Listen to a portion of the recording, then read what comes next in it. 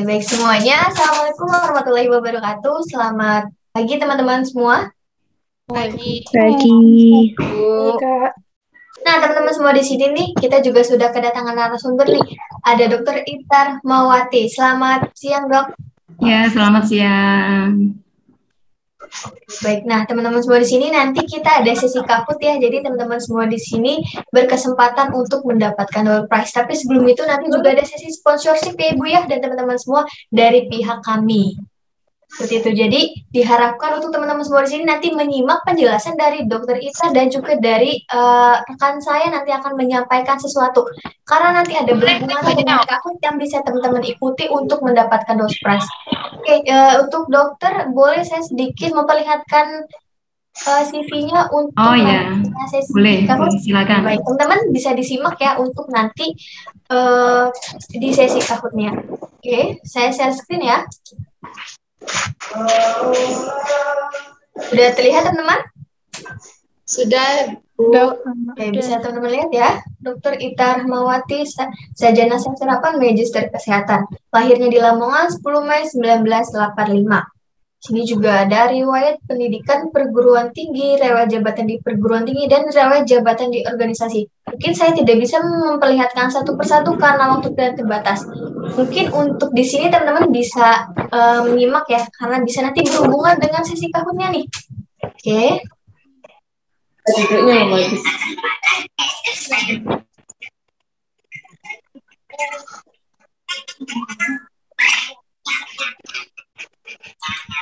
Jadi itu sedikit CV dari narasumber kita. Mungkin agak tidak berlama-lama lagi, bisa kita langsung mulai saja, Ibu. Ya, silakan.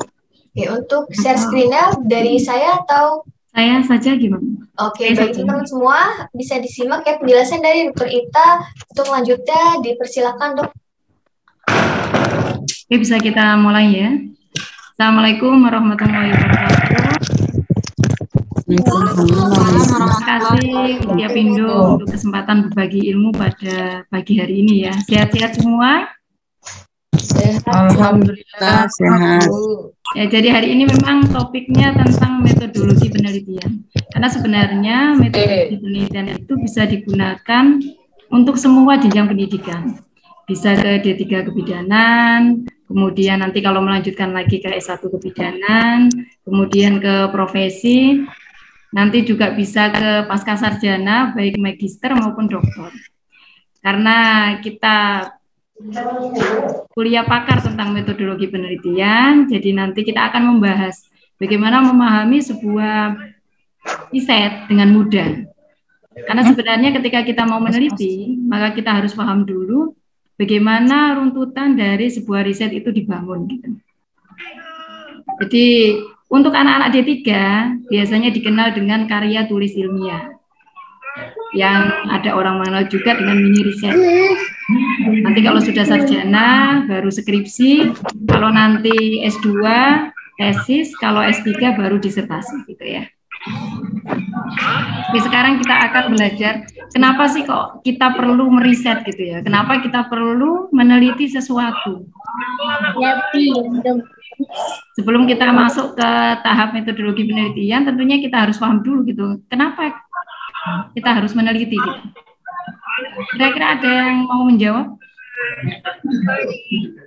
Kenapa sih kok kita sebagai tenaga kesehatan maupun sebagai umum, baik itu pendidikannya kesehatan maupun pendidikan tidak kesehatan, harus melakukan riset, harus melakukan penelitian.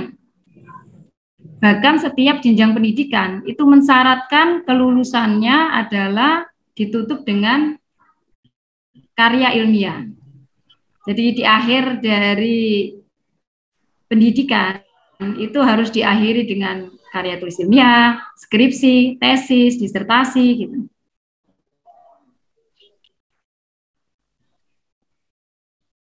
Oke, saya jelaskan mulai dari sini ya. Oh, ini ada yang chat yang ada yang jawab mungkin ya. Untuk mencari gap research.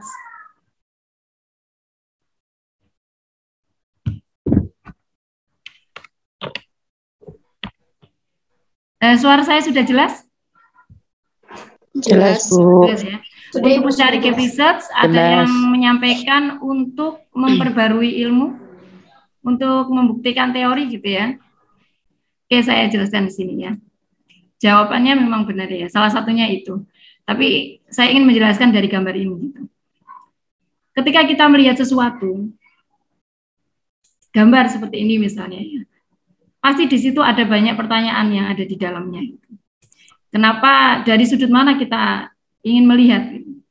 Apakah kita lihat dari area kehijauan ini gitu, atau kayak dari area lautnya, atau kayak dari bangunannya yang terlalu banyak, sehingga nanti berkaitan dengan bagaimana udara sehat itu ada, dan seterusnya gitu. Jadi ketika kita masuk di dalam pendidikan, atau kita berada di praktisi lapangan misalnya, maka kita harus membuka wacana kita bahwa dibutuhkan juga teori-teori baru, dibutuhkan juga temuan-temuan baru yang akan menjelaskan dari apa yang terjadi pada saat ini gitu. Mohon maaf Ibu, Ibu. slide-nya belum terlihat, Iya, Ibu. slide-nya belum. Slide-nya belum terlihat. Ya. Slide-nya belum muncul, Iya, Bu. office di dokumen. Office-nya. Bentar ya, saya ulangi ya. Ini? Oke, Bu, sudah terlihat. Ampun, Bu. Ini sudah terlihat. Sudah. Ampun. Iya, terima kasih ya. Karena kalau di sini kalau audiennya tidak menyampaikan, kiranya sudah gitu ya. Oke, saya lanjutkan ya. Jadi di gambar ini itu menjelaskan bahwa setiap peneliti, setiap orang yang mau melakukan penelitian, itu punya cara pandang masing-masing. Punya ide masing-masing. Oleh sebab itu, maka ide-ide itulah yang dibutuhkan oleh pendidikan, baik itu D3, S1, kemudian S2, S3, untuk memberikan warna baru di teori gitu. Karena pada saat ini apa yang dibutuhkan lapangan, ketika kita menyampaikan sesuatu maka harus ada pembuktiannya gitu. Pada saat kita menyampaikan ketika ada pembakaran asap gini ya, ada pembakaran asap dari genteng misalnya atau batu bata misalnya, dan ternyata di sekitar perkampungan itu preeklamsia ibu hamil meningkat gitu. Kita nggak bisa menyampaikan itu kalau kita tidak melakukan riset. Mencoba mengambil darah ibu hamil, kemudian melihat apakah nitrik osidnya meningkat pada kawasan yang dekat dengan pembakaran batu bata misalnya, atau dekat dengan pembakaran genteng, dibandingkan dengan ibu hamil yang tinggal di daerah lain gitu, yang tidak dekat dengan seperti itu gitu. Itu namanya riset. Jadi pada hari ini kita akan belajar bagaimana kita mencoba meruntut ide kita bernilai suatu penelitian gitu. Banyak sekali ide-ide yang ada, namun kadang-kadang ketika kita menuliskan, kita sulit mengungkapkan, sulit untuk menuliskan apa yang seharusnya mau kita riset gitu ya. Apalagi pada saat sudah proses bimbingan, itu adalah pendampingan. Gitu. Nah, seperti itulah gambaran sebuah penelitian. Jadi setiap orang itu punya ide masing-masing. Nah, itulah yang dikatakan novelty.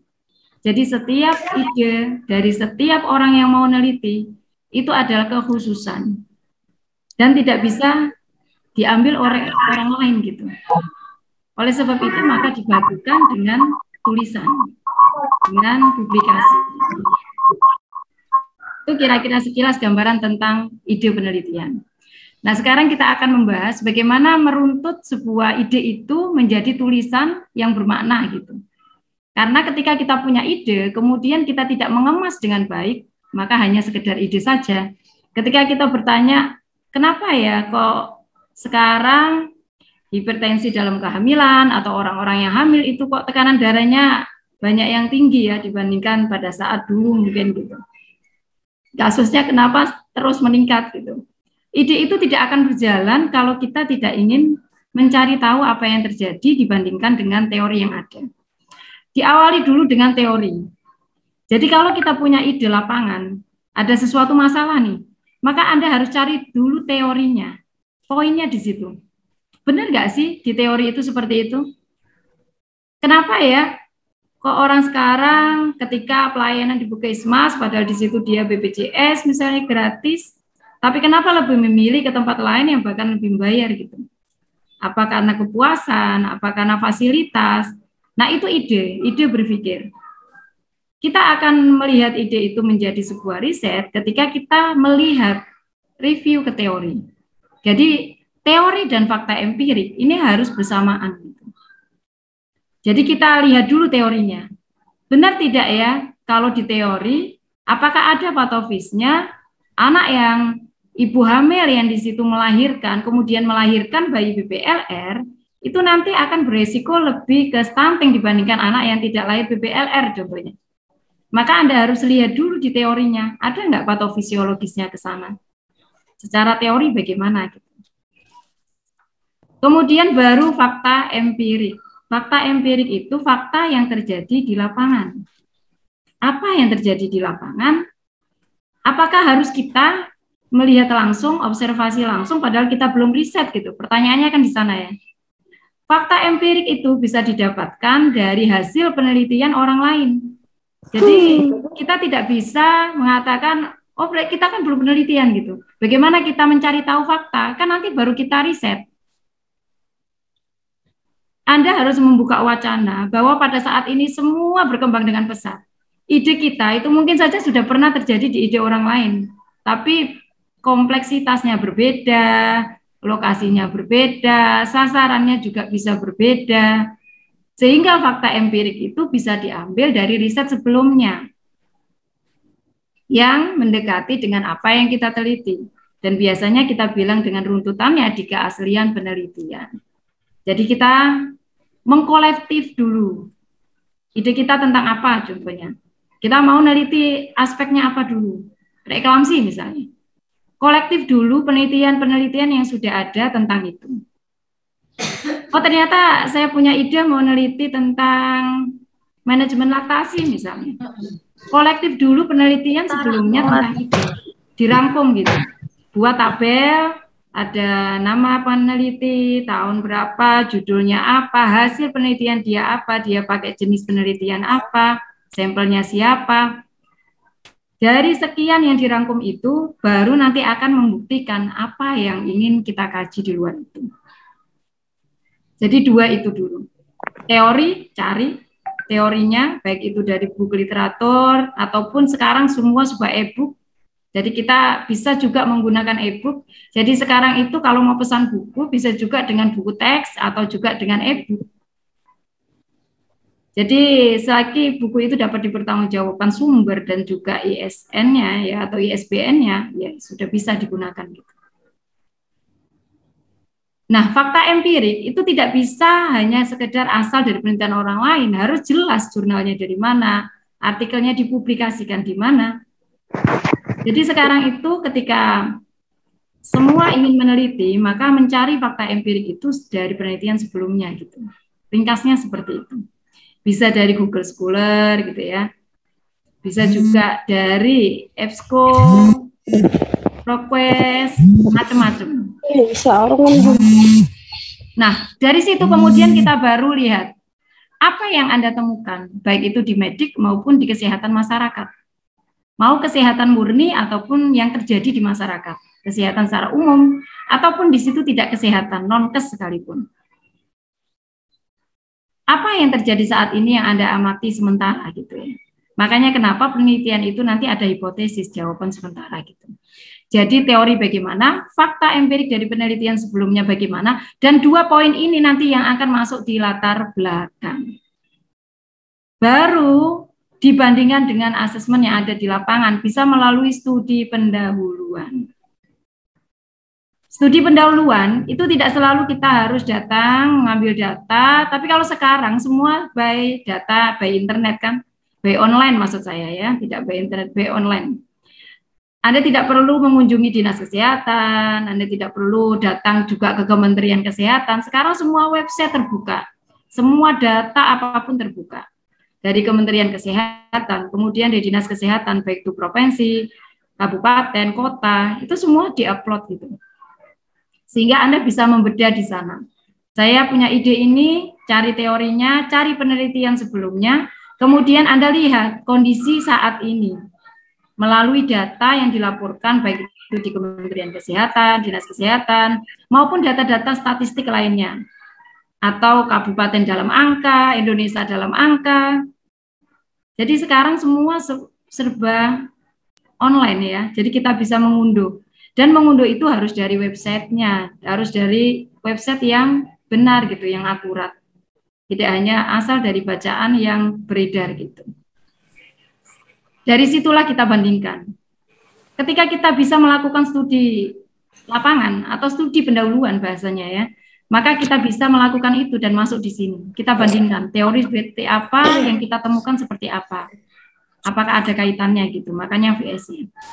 Setelah itu baru kita kasih pertanyaan, tak terjawab. Namanya saja riset, jadi pertanyaannya itu belum dijawab. Benar nggak sih? Apakah betul ya ada pengaruh? Apakah betul ada hubungan? Apa benar sih faktor-faktor ini yang menyebabkan terjadinya ini gitu? Ketika kita penasaran, data di rumah sakit menunjukkan ternyata kasus asfiksia neonatal meningkat. Apakah benar sih faktor-faktor yang menyebabkan itu sesuai teori ini? Apakah tidak? Adakah yang lain gitu? Nah, yang namanya pertanyaan tak terjawab. Jadi di riset itu harus pertanyaannya tak terjawab. Nah, itulah yang dibutuhkan pada saat penelitian gitu. Kalau sudah terjawab ya tidak bisa dibuktikan gitu kan. Identifikasi dan perumusan masalah. Baru setelah Anda tanda tanya di sini, maka barulah akan diidentifikasi apa sih masalahnya gitu. Jadi di pertanyaan tak jawab itu harus jelas apa yang mau diteliti gitu. Bagaimanakah, apakah gitu. Apa yang Anda teliti? Itu muncul di situ. Pertanyaan penelitiannya apa gitu. Kalau di riset ya. Kemudian baru dirumuskan dari latar belakang merumuskannya. Dan dari data empirik, dari data studi pendahuluan, itu di poin-poin. Latar belakang lengkap, komplit, baik itu teori, fakta empirik. Teori di latar belakang, ingat ya, teori di latar belakang itu bukan teori pengertian ya, kayak stunting adalah, tujuan, tidak itu.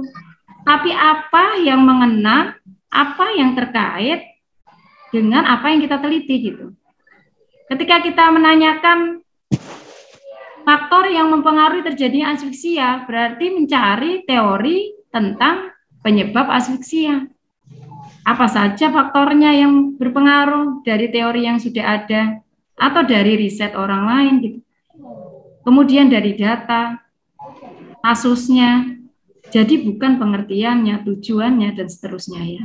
Teori yang dimaksud di latar belakang itu adalah itu isinya.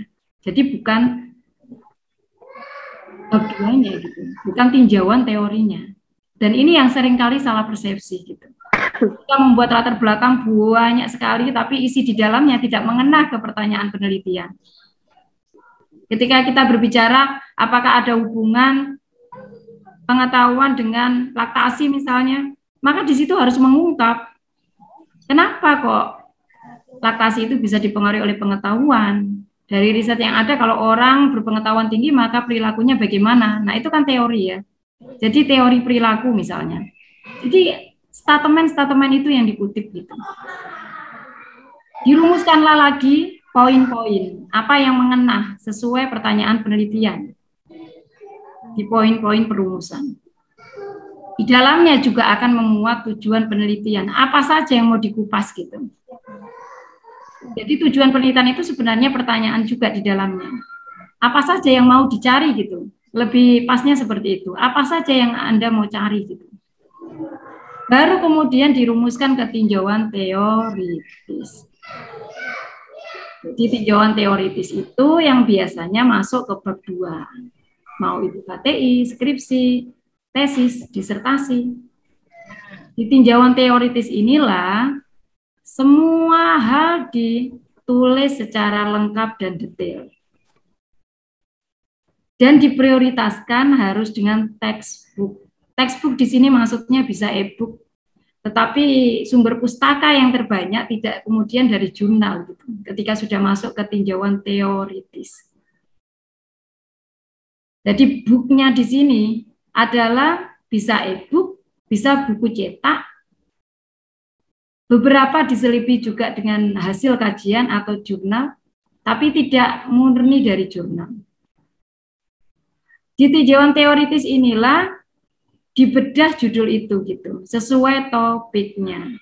Jadi topik patokannya adalah judul penelitian, kemudian judul penelitian itu dibedah sesuai topiknya gitu. Apa saja sih yang mau dibahas gitu. Kalau kita ingin neliti itu gitu. Nah, tinjauan teoritis di situ harus lebih banyak sumber pustakanya dari buku, baik berupa e-book maupun berupa buku cetak. Sebagian dari jurnal. Ketika di buku itu tidak ditemukan. Di dalam tinjauan teoritis juga bisa diselipkan penelitian-penelitian sebelumnya yang berkaitan dengan ide penelitian Anda. Karena di bab 2 itu nanti, tinjauan teoritis itu nanti yang akan dipakai pada saat membuat pembahasan. Jadi sebisa mungkin tinjauan teoritis sudah mengupas banyak hal. Jadi bukan plagiat, bukan.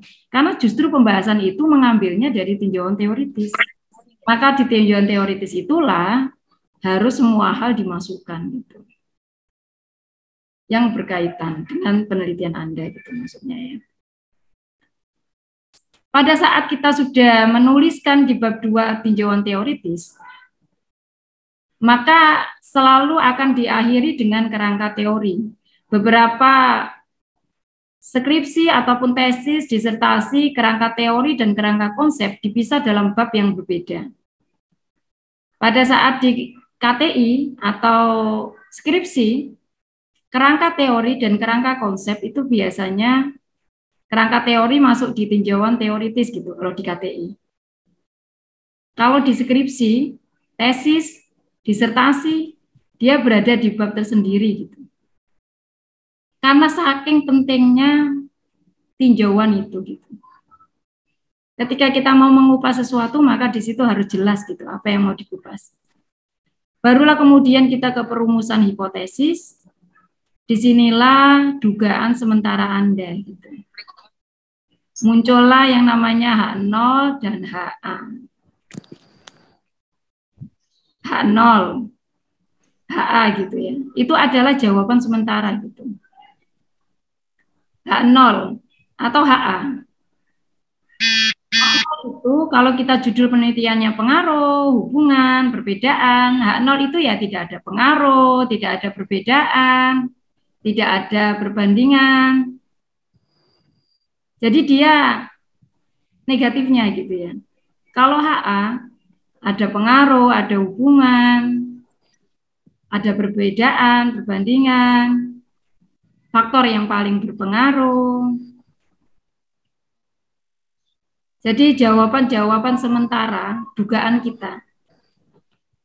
Dari manakah ini dirumuskan gitu pertanyaannya ya. Seorang periset biasanya akan hanya sekedar dituliskanlah hipotesis itu gitu. Padahal di hipotesis itu kapan kita harus mencantumkan H0, kapan kita mencantumkan HA, itu kita lihat dulu dari hasil apa. Anda kaji lagi dari keaslian penelitian. Peneliti-peneliti sebelumnya. Bisa Anda ambil juga dari latar belakang, di situ ada teori dan fakta empirik gitu. Di situ menunjukkan bahwa hasil penelitian sebelumnya atau teori menunjukkan ada pengaruh gitu.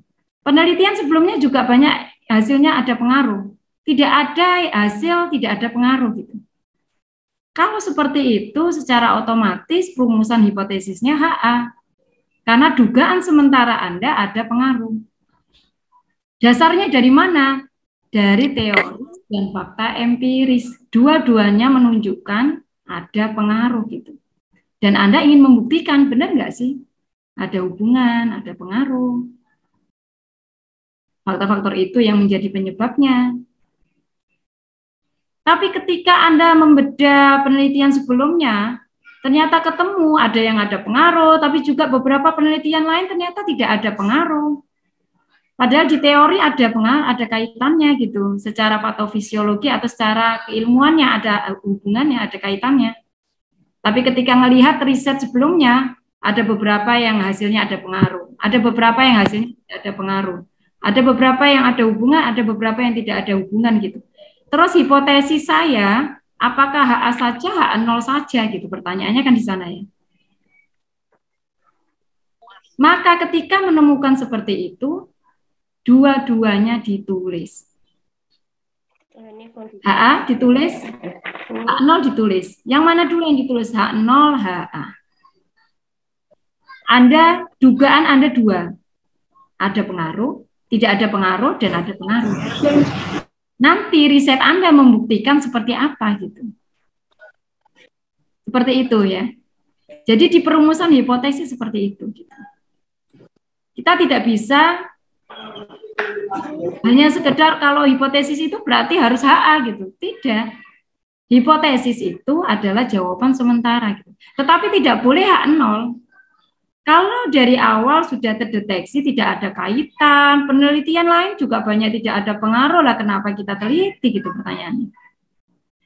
Jadi di perumusan hipotesis itu bisa HA saja, dugaan sementara kita ada pengaruh atau ada hubungan, atau H0 dan HA. Dugaan kita 50-50 gitu ya. Bisa tidak ada pengaruh, bisa juga ada pengaruh. Jadi kita curiga dua-duanya. Apakah nanti di akhir hasil riset saya itu ada pengaruh atau tidak gitu. Ataukah pengaruh gitu. Nah, itulah perumusan ya. Oke, seperti itu. Kemudian variabel penelitian ya. Dioperasionalisasinya di situ ada yang namanya identifikasi variabel penelitian. Kalau kita sudah punya ide atau judul, lebih tepatnya judul penelitian, maka di situ kita perlu mendeteksi apa variabelnya gitu. Jadi poin-poin itu menjadi komplit dan harus dilakukan gitu oleh peneliti gitu. Sehingga nantinya baru kita rancang. Nah, kenapa ini saya kasih tanda merah ya? Penetapan model dan rancangan penelitian. Ini sebenarnya topik yang kita bahas secara lengkap gitu. Pada saat orang mau meneliti, maka selain dia punya ide, agar penelitian itu tidak salah prosedur, agar penelitian itu menjadi penelitian yang valid, akurat, dan tidak dipertentangkan pada saat Anda ujian ataupun pada saat Anda menyajikan sebuah hasil riset. Ini ada bisa masuk, coba mau masuk. Maka penetapan model atau rancangan penelitian itu harus ditetapkan secara statistik yang tepat, secara metodologi yang tepat. Karena ketika itu salah, maka hasil penelitian Anda tidak bisa dipertanggungjawabkan, hasil penelitian Anda secara otomatis tidak akurat gitu. Ketika tidak akurat, ya hasil Anda diragukan. Maka disinilah pentingnya seorang peneliti itu setelah dia tahu ide apa yang ingin diteliti, kemudian apa saja sih yang mau dicari, maka dia harus menetapkan rancangannya gitu. Harus bagaimana nanti kalau sudah penelitian gitu. Harus siapa yang diteliti dan seterusnya. Jadi ini harus dirancang. Kalau kita hanya sekedar melakukan seperti halnya biasa, misalnya, oh yang sebelumnya juga melakukannya seperti ini, maka saya akan melakukan seperti ini, dan seterusnya, itu yang terjadi nanti juga akan muncul plagiat, gitu, karena sama persis dengan yang dilakukan sebelumnya. Dan disinilah sebenarnya rancangan itu yang akan mengubah dari yang topik yang hampir sama dengan orang lain, menjadi hasil yang berbeda, kemasan yang berbeda, itu adalah rancangannya yang kita ubah. Jadi plagiat itu tidak hanya di topik, bisa juga di ide dari rancangan yang kita ubah. Atau salah satu variabelnya kita ubah. Karena sebenarnya orang punya ide penelitian, pasti sebelumnya sudah pernah mengkaji penelitian orang lain, pernah mengkaji topik itu, dan pernah mengobservasi sesuatu. Gitu. Sehingga muncul ide itu. Untuk menyikapi agar tidak terjadi kesalahan di dalam teknik penelitian, maka penting sekali untuk penetapan model rancangan. Wawancara kemarin ada netizen. Ada yang nanti baru. Ada yang berubah dari Lesti. Oke. Jadi topik pembahasannya Lesti nih ya. Oke, kita lanjutkan ya. Ini ya, kenapa sih kok rancangan, desain itu perlu sekali dikaji lebih awal gitu. Karena kalau Anda mengatakan, oh ini hasil riset saya, ini akurat gitu. Apa yang mau Anda buktikan kalau penelitian Anda akurat? Ya dari rancangan penelitiannya, dari model penelitian Anda. Kalau kita di KTI, karya tulis ilmiah itu ada di bab 3, atau metode penelitian. Atau ada juga yang menuliskan metodologi penelitian. Ketika di skripsi, jadilah bab 4 ya, ketika di skripsi. Karena kerangka teori, kerangka konsep sendiri biasanya. Tapi ada beberapa juga yang bab 3. Ketika di tesis, disertasi, juga masuk di bab 4. Intinya adalah bab di mana membahas tentang metode penelitian. Jadi data-data tersebut itu sebenarnya harus menunjukkan bahwa data itu relevan gitu. Anda menyampaikan hasil riset Anda, itu akurat tidaknya dilihat dari metodenya. Benar nggak pengambilannya? Benar nggak sampelnya? Benar nggak populasinya? Baru nanti analisisnya gitu. Apakah benar uji statistiknya itu dan seterusnya gitu ya. Bagaimanakah kita membuat gitu ya? Apalagi kalau pertama kali Anda melakukan penelitian, kalau Anda sudah pernah melakukan penelitian, itu Anda tinggal mencoba desain lain gitu, sehingga ada variasi, misalnya KTI-nya menggunakan apa, nanti S1 apa lagi, S2 apa, S3 apa, jadi lebih komplit gitu. Oh ternyata macam-macam desain, macam-macam rancangan penelitian itu menarik gitu. Nah apa sih yang ingin dilihat gitu? Kenapa ini harus ditata sedemikian rupa gitu, agar akurat? Karena data yang akan kita sajikan sebagai temuan kita, riset kita, itu nanti harus data yang diperoleh secara objektif, valid, reliable gitu. Dimana ketika kita mengatakan riset saya sesuai nih, sudah akurat gitu, maka benar nggak kalau itu sudah objektif gitu. Tidak hanya sekedar sesuai persepsi si peneliti gitu. Anda nyusun instrumennya objektif, tidak seperti halnya jawaban Anda sendiri gitu. Apakah valid? Benar nggak kalau sudah valid? Benar nggak semua yang instrumen yang diisi itu layak gitu, sesuai gitu, mewakili gitu. Reliable. Kalau itu dilakukan peneliti lain dengan judul yang sama dengan Anda di tempat lain, apakah benar gitu? Bisa digunakan atau tidak? Reliable atau tidak? Bisa dipercaya atau tidak gitu. Yang kedua, dia bisa digunakan untuk memecahkan masalah. Ada temuan baru, masalah baru gitu. Itu harus dipecahkan dan harus ada caranya gitu. Pada saat kita menentukan bahwa rancangan kita benar, maka ada 5 kriteria ini. Yang pertama adalah relevan. Sesuai enggak yang saat ini lagi in gitu. Topik Anda kalau diteliti dengan cara seperti itu, kira-kira cocok enggak? Relevan itu kadang-kadang dia berkait juga dengan ekonomis gitu. Artinya apa? Seorang peneliti itu juga harus mengkalkulasi. Jangan sampai nanti ketika sudah ke lapangan, kok ternyata besar ya dana yang dibutuhkan gitu. Akhirnya terus nanti tidak sesuai dengan rancangan yang seharusnya gitu. Untuk meminimalisir anggaran gitu. Nah itu juga tidak tepat. Seharusnya itu diputuskan di awal gitu. Pada saat Anda memilih metode tertentu, maka Anda harus ngecek. Kalau saya melakukan penelitian ini dengan uji coba ini, maka harus berapa sampel dikatakan valid gitu. Oke, saya lanjutkan.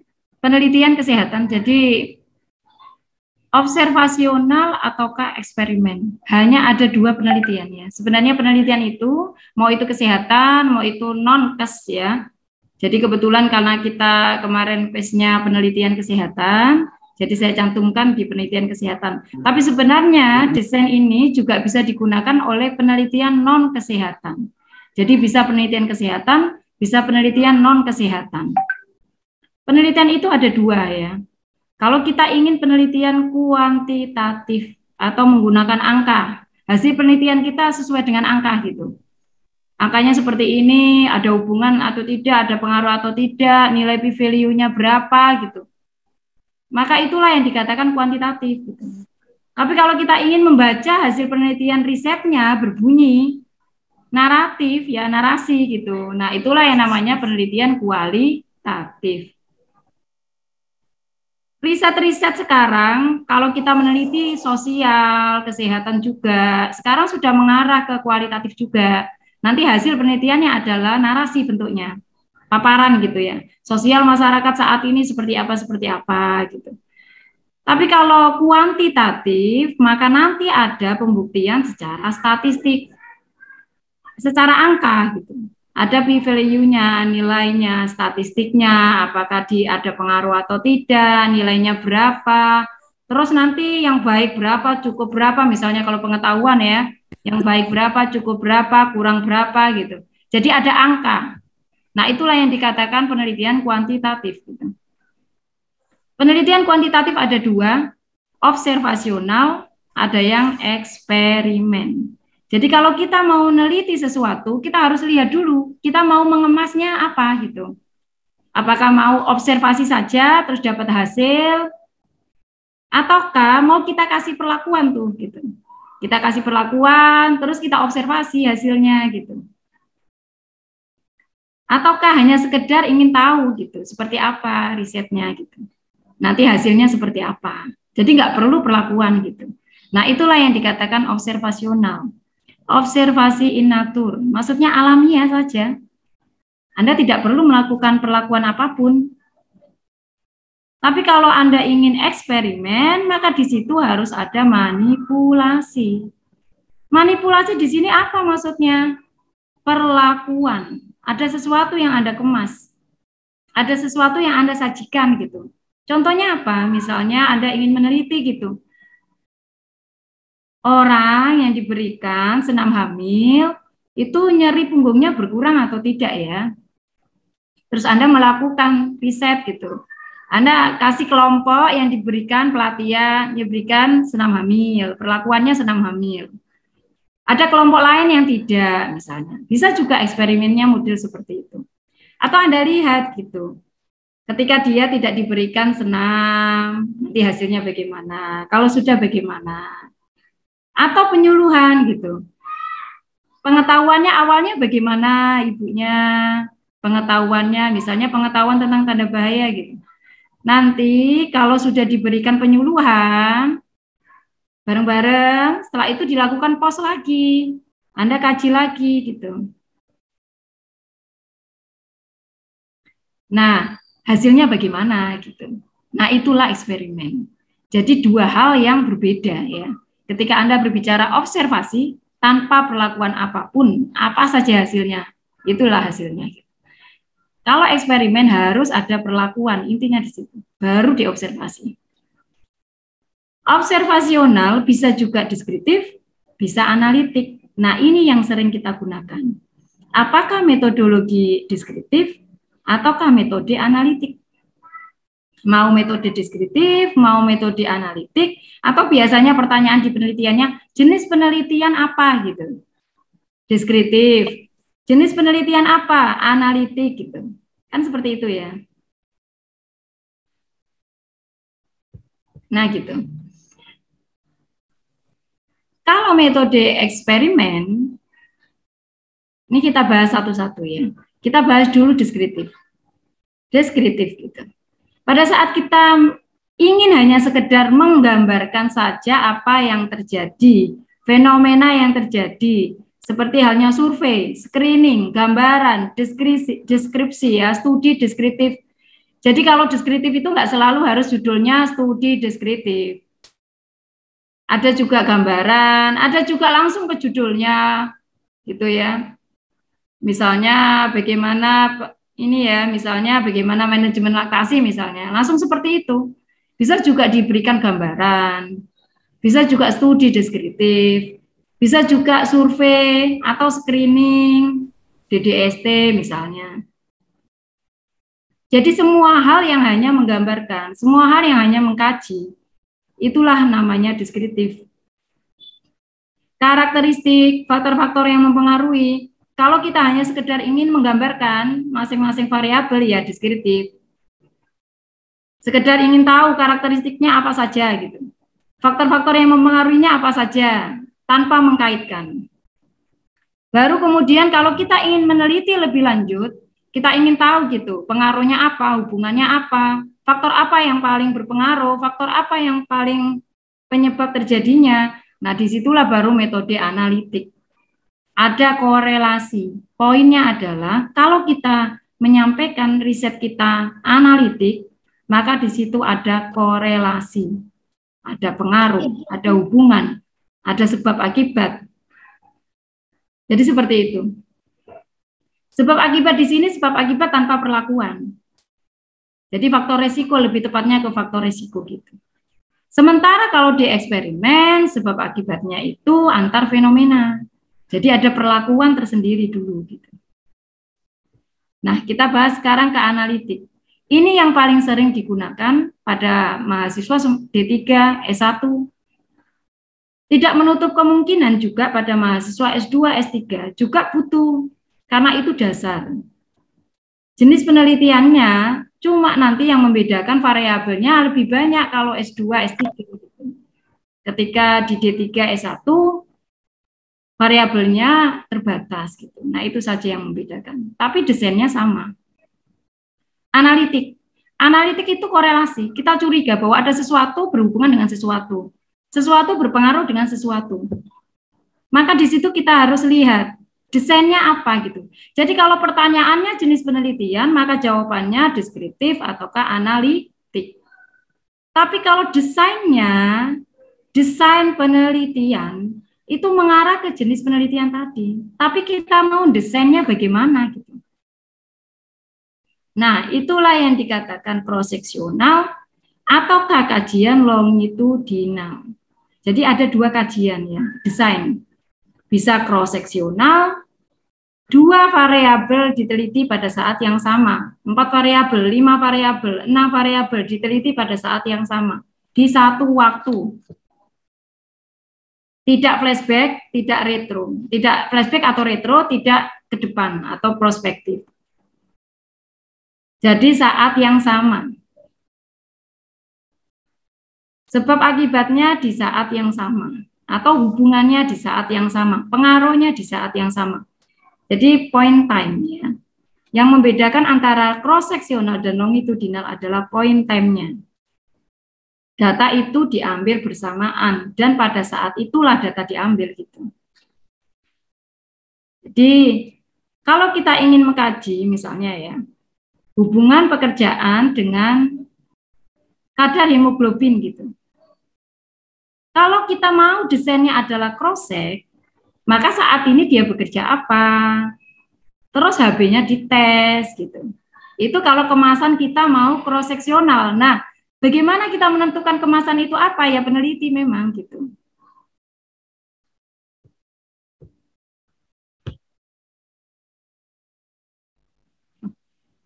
Share screen-nya hilang ya? Oh ini ya. Nggih. Oh iya, Ibu. Hilang, Bu. Yang Bu. Ini sudah muncul belum ya? Belum. Belum. Dia berubah-ubah sendiri. Sudah. Udah. Sudah Ibu, sudah terlihat. Oh, share screen dari saya terputus ya Bu ya? Iya, terputus. Nggak apa-apa Bu, ini sudah saya ganti. Oh, bisa dilanjutkan Ibu? Iya. Oke ya. Bisa terlihat ya share screen-nya ya? Bisa. Ya, oke. Bisa, Ibu. Jadi ada cross-seksional, ada longitudinal ya. Itu yang menentukan siapa? Ya peneliti. Jadi peneliti itu berhak memilih apapun yang mau Anda pilih. Makanya dipertimbangkan Anda mampunya yang mana gitu. Yang kira-kira Anda mau yang mana, yang tepat buat Anda, buat penelitian Anda gitu.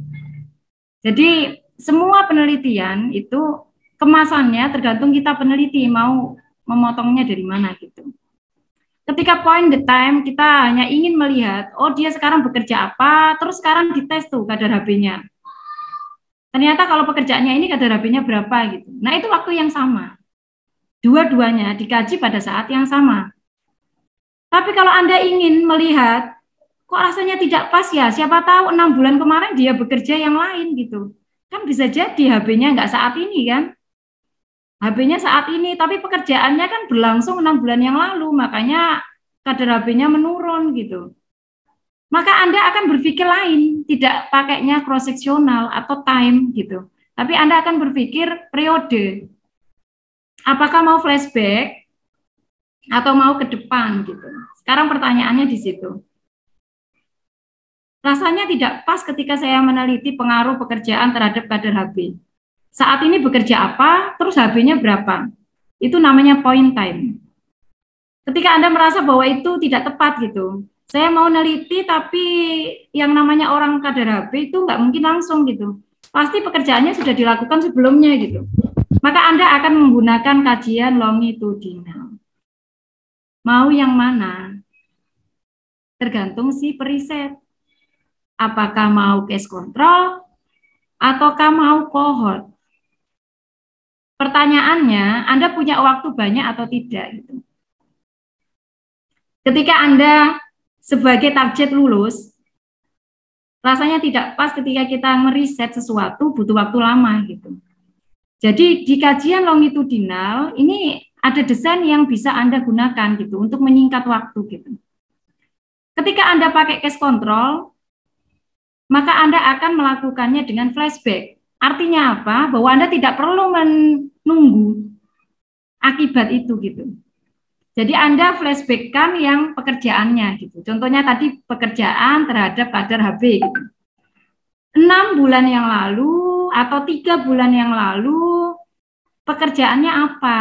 Apa saja rutinitas yang dilakukan? Terus sekarang kader HB-nya berapa gitu. Nah, di situ ada kasus, ada kontrol. Untuk bisa membuat ide penelitian kita bagus, maka Anda perlu memecah. Ada kasusnya, ada kontrolnya gitu. Lebih tepatnya seperti ini, saya jelaskan melalui gambar. Itu adalah case control. Case control sering sekali digunakan oleh peneliti untuk target lulus. Mau itu D3, S1 skripsi, tesis, maupun disertasi S3. Karena pertimbangan waktu, tidak terlalu lama pada saat dia long time menunggu. Kendalanya adalah ketika Anda sudah memastikan bahwa Anda pakai kasus dan kontrol, maka di situ Anda harus menentukan berapa kasusnya, berapa kontrolnya. Dan harus dihitung secara objektif gitu. Nanti ada singkat saja ya, karena kita kebetulan kuliah pakarnya ini metodologi sebenarnya di setiap aspek MedPen itu luas gitu. Tapi karena kita ketemu pakar untuk waktu yang singkat, maka akan saya kemas singkat gitu. Yang kedua baru kontrol. Jadi harus ada kasus, harus ada kontrol gitu. Kelompok yang di situ bekerja, kelompok yang di situ tidak bekerja. Terus nanti hasilnya bagaimana gitu. Apakah nanti kadar HB-nya meningkat atau menurun pada kelompok itu, meningkat atau menurun pada kelompok itu gitu. Sementara kalau kita punya waktu lama, lebih tepat memang menggunakan cohort. Cohort itu adalah prospektif ke depan. Jadi kalau kita mau mengkaji sesuatu, kita dampingi sampai terjadinya sesuatu. Nah itu butuh waktu lama. Jadi kalau kita itu kejar kelulusan, ya sangat tidak pas gitu. Karena nanti akan over di sana waktunya. Salah satu contoh ya, misalnya Anda ingin melihat gitu. Bayi yang very low Apgar, kayak contoh ini ya, dia rendah Apgar skornya, kelompok yang tinggi Apgar skornya, nanti itu ada masalah atau tidak ya di kemudian harinya gitu. Apakah dia akan lebih sering sakit, ataukah dia nanti ada masalah di gizinya, atau status gizi lah, gampangnya gitu. Mengkaji selama 1 tahun. Anak yang lahir, bayi baru lahir, BPLR, sama di situ misalnya kita anggap aja ini newborn infant normal semua aja ya, gitu. Kemudian ternyata Apgarnya berbeda gitu. Ada yang Apgar skornya rendah, ada yang Apgar skornya tinggi gitu. Terus dikaji sampai 3 bulan misalnya. Paling tidak periodik cohort itu ya 1 tahun gitu. Dikaji selama 1 tahun misalnya. Apakah nanti ada masalah atau tidak? Nah itu sangat sulit gitu. Sangat lama waktunya. Bagus tapi lama gitu. Jadi ke depan, ditelusuri ke depan gitu. Sama kayak orang hamil, orang yang nanti mengalami Tidak usah ya. Iya berarti. kehamilan komplikasi, itu nanti lahirannya normal atau tidak. Ya itu didampingi sampai dia lahiran, kan lama ya. Apakah kita mau mengkaji 3 bulan, 9 bulan, itu sangat lama gitu. Kalau untuk disertasi, bisa ya, karena penelitiannya bisa 1 tahun, 2 tahun gitu. Tapi kalau untuk skripsi, KTI, rasanya itu perlu dipertimbangkan gitu ya. Itu untuk case control. Oke, kita lanjut karena masih banyak sekali gitu. Populasi singkat saja, saya hanya ingin mengingatkan bahwa yang namanya penelitian itu nomor 1 yang harus paham betul adalah populasi. Di mana di populasi itu, kalau kita ingin tahu bahwa populasi kita ini tepat atau tidak, maka poinnya ini. Saya sudah memberikan satu contoh, di mana di situ, kalau Anda ingin memudahkan pada saat Anda mendeteksi, benar nggak sih tulisan populasi saya, maka Anda bisa ngecek dengan 4 faktor ini. Adakah tulisan populasi itu isi? Satuannya sudah ada nggak? Cakupannya sudah ada tidak? Waktunya sudah tercantum tidak? Jadi ketika kita sudah menyampaikan populasinya adalah seluruh, nah itu dicek dulu. Isiannya sudah benar enggak, satuannya sudah ada enggak, cakupannya sudah ada enggak, waktunya sudah ada enggak. Jadi kalau Anda judul penelitiannya pendapatan keluarga petani di Kabupaten Jepara tahun 2022, saya sengaja memang tidak kesehatan, karena mungkin nanti ada yang tidak kesehatan yang hadir gitu ya. Nah, isinya apa? Ya semua keluarga petani. Karena kan yang diteliti itu gitu. Tapi petani itu kan ada macam-macam. Petani yang penggarapnya kah? Atau pemilik tanahnya gitu. Itu harus spesifik. Jangan sampai nanti ketika di tempat penelitian sasarannya jadi salah gitu. Karena macam-macam. Maka Anda harus tentukan satuannya gitu. Ibu hamil yang apa maunya? Semuanya ataukah ibu hamil trimester 1, trimester 2 atau trimester 3 gitu. Kemudian lokasi kabupatennya di mana? Lokasinya di mana? Tahun berapa? Harus jelas ya. Nah, itu ada isinya, ada satuannya, ada cakupan, ada waktu. 4 faktor itu penting. Jadi ngeceknya, benar nggak sih populasi saya? Isinya benar nggak? Satuannya benar nggak? Cakupannya benar nggak? Waktunya benar. Itu ya, karena banyak saya lanjut ya. Kemudian ke sampel. Oke, sampel ya. Sampel itu adalah bagian dari populasi. Jadi kalau kita mengatakan sampel, ya dia bagian yang dianggap objektif untuk mewakili populasi. Bisa semuanya, bisa juga tidak, tergantung dari nanti samplingnya apa gitu. Itu perlu satu topik pembahasan tersendiri nanti sampling ya.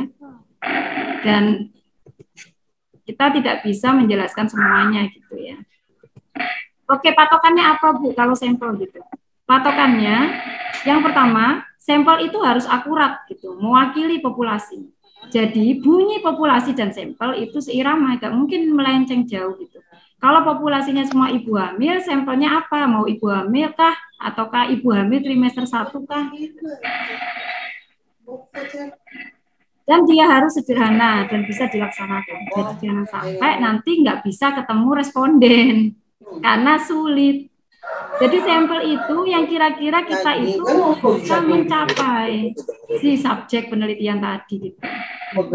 Dan sebanyak mungkin, tapi dengan biaya murah. Catatannya itu ya. Jadi sampel itu memang dianggap harusnya sebanyak mungkin biar valid gitu. Tapi ya pertimbangan juga dengan biaya. Oke ya. Sebenarnya ada besar sampel ya. Ini sebenarnya sudah saya hitung. Ini ya. Jadi kalau Anda nanti mau membaca buku, bisa dibaca bahwa besar sampel itu bisa menggunakan 4 rumus ini.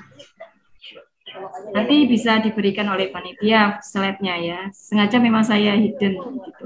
Karena menyita waktu banyak untuk menjelaskan. Jadi ada 4 ini ya. Bisa pakai teori Guy, bisa pakai rumus Lovin, bisa pakai rumus Krejci, bisa pakai rumus Ishak untuk besar sampel. 4 ini ya. Nanti bisa dibaca di literatur ya. Ada 4 ini. Itu yang paling sering digunakan untuk menghitung besar sampel. Yang paling sering lagi digunakan di setiap hampir penelitian itu adalah rumus Lovin. Rumus ini adalah rumus besar sampel. Jadi ketika ditanyakan besar sampel Anda berapa gitu, rata-rata pakai rumus Lovin ini.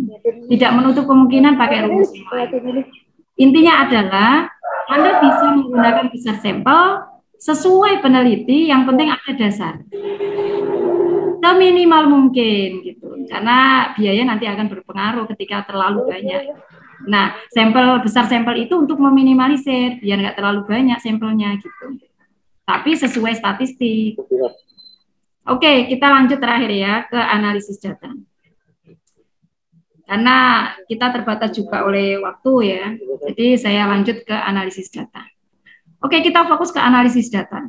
Di analisis data, itulah peneliti biasanya kebingungan. Saya ujinya apa ya? Kalau saya neliti ini nanti uji statistiknya apa ya? Terus nanti apa ya pakainya ya? Codingnya apa? Terus bagaimana? Banyak pemahaman yang bervariasi di sana. Dan sebenarnya itu hak peneliti. Mau pakai uji apa? Yang penting benar, gitu. Sesuai statistik. Kalau kita tadi mau nelitinya deskriptif, maka cukup penyajiannya tabel dan grafik. Kalau nanti nelitinya analitik, nanti bisa ke bivariat, analisis univariat. Ini tuh analisis univariat ya, kalau deskriptif. Kalau deskriptif itu analisisnya univariat. Kalau penelitiannya analitik, analisisnya univariat, bivariat, atau multivariat. Jadi kalau orang neliti deskriptif, maka satu saja analisisnya univariat. Tapi kalau analitik, maka analisisnya bisa kemungkinan 3. Univariat, bivariat, multivariat, tergantung peneliti. Kalau analitik saya hanya neliti sampai bivariat gimana Bu? Bisa. Univariat, bivariat. Jadi ya bahas deskriptif dulu, baru bahas hubungan atau pengaruh gitu. Jadi kompleks memang kalau analitik ya. Oke, sekarang saya jelaskan singkat satu persatu. Saat Anda mau ngolah statistik, nomor 1 langkah penting yang harus Anda lakukan, tidak boleh tidak gitu, adalah editing. Edit dulu datanya, benar nggak gitu. Ngisinya sudah benar nggak di kuesioner, jangan-jangan ada yang kosong. Anda bisa cross check ulang gitu. Terus benar nggak kalau tadi jawabannya sesuai? Harus sesuai fakta, tidak boleh sembarang. Ketika kosong, maka Anda harus cross-check ke sampel, ke responden. Kuesioner dikembalikan ke Anda setelah diisi, Anda mau editing nih, Anda cek gitu, ternyata ada jawaban yang kosong, ya Anda konfirmasi lewat telepon, lewat apa gitu. Tidak diisi sendiri. Jadi tidak boleh ya, kayak gitu ya. Jadi peneliti itu harus sesuai fakta, tidak boleh dikarang gitu. Nah itu adalah etik penelitian, etika penelitian. Kalau misalnya saya tanya lewat telepon Bu, daripada saya datangi ke rumah gitu, maka rekaman teleponnya itu jadi bukti bahwa Anda sudah mengkaji lewat telepon. Nah itulah etika penelitian ya. Kemudian coding. Pada saat Anda mengolah statistik, maka tidak mungkin dia berupa tulisan. Baik, cukup, kurang, tidak bisa. Harus berupa angka. Maka kenapa harus dikode? Kode itu terserah peneliti. Yang penting memudahkan. Jadi mau kode pakai kode apa saja, mau 01, mau 12, mau 22, 23. Tapi kalau bisa kode itu yang sederhana, yang familiar ya. Jadi nggak aneh gitu. Masa kode 99, 100 itu kan yang menyusahkan. Jadi lebih baik kode itu 10 atau 12 atau 01 gitu ya. Contohnya misalnya kalau ingin jenis kelamin, laki-laki di kode 1, perempuan di kode 2. Nah, contohnya kayak gitu. Jadi kode itu yang sederhana, tidak usah terlalu sulit gitu. Contohnya kuesioner kayak gini nih. Saat responden isi, maka nanti Anda akan mengkode jawaban mereka. Maksudnya kayak gitu. Contoh misalnya di sini, dia ternyata milih Jawa, ada yang milih Sunda, ada yang milih Betawi. Dan nanti di kode suku ini, 1, 2, 3, 4, 5, 6, 7, 8. Nah itu kode namanya. Kalau Anda memasukkan statistik berupa Jawa, Sunda, Betawi, ya nanti tidak terolah gitu dengan SPSS. Sulit karena SPSS harus membaca angka. Begitu juga pekerjaan. 1, 2, dan seterusnya ini adalah kode. Jadi kalau dia nanti di sini nulis 1, berarti kode 1, yaitu pegawai negeri. Kode 2, pegawai swasta gitu. Dan seterusnya. Itulah namanya kode. Jadi kode itu berdasarkan dari kuesioner dan juga ada di skala data nanti. Oke, skala data, singkat saja ya. Skala data itu, kenapa saya harus menuliskan ini dulu gitu? Bagaimana kita tahu uji statistik kalau Anda tidak paham skala data? Skala data itu adalah patokan kita pada saat menentukan uji statistik. Untuk jenis penelitian yang mana? Analitik, eksperimen, 2 penelitian itu. Kalau jenis penelitiannya deskriptif, ya perlu juga skala data, tapi tidak uji statistik yang diperlukan. Kalau nanti dia penelitiannya analitik, bisa juga eksperimen, ya harus, karena uji statistiknya salah kalau Anda keliru gitu. Nah itu ya, sehingga harus dipahami. Skala itu ada 4. Skala ini maksudnya skala data, atau nama lainnya skala pengukuran. Skala data, nama lainnya adalah skala pengukuran. Ada beberapa KTI nanti nulisnya skala data, ada yang nulisnya skala pengukuran.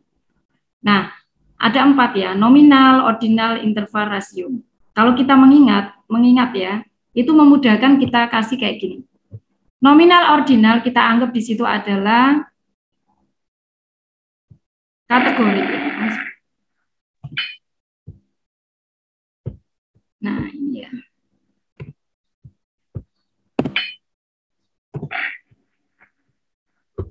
Nah, ini kategori ini.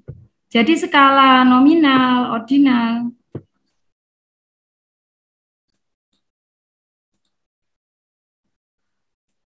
Skala nominal ordinal itu adalah kategori. Kenapa kategori? Ini ya. Jadi skala nominal ordinal ya. Ini adalah kategori. Skala nominal, skala ordinal, skala interval, rasio. 4 skala itu. Gitu. Bahwa yang namanya skala data, skala pengukuran itu ada 4. Yaitu nominal, ordinal, interval, rasio. Yang sering digunakan adalah nominal dan ordinal. Nominal dan ordinal itu namanya kategori. Jadi harus ada kategori. Ketika kita ngomong nominal, maka dia harus ada kategori. Contohnya jenis kelamin. Ada laki-laki, ada perempuan. Itu kan? Ada laki-laki, ada perempuan gitu. Ini terlihat nggak ini? Bisa saya bantu share screen ya Bu ya? Sudah terlihat, Bu. Oh, sudah terlihat ya? Iya, ini keluar-keluar.